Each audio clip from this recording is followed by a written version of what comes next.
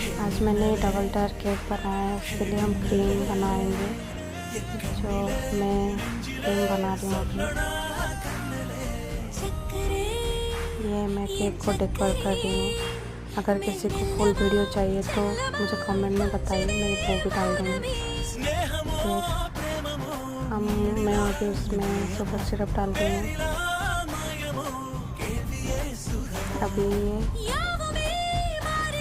second layer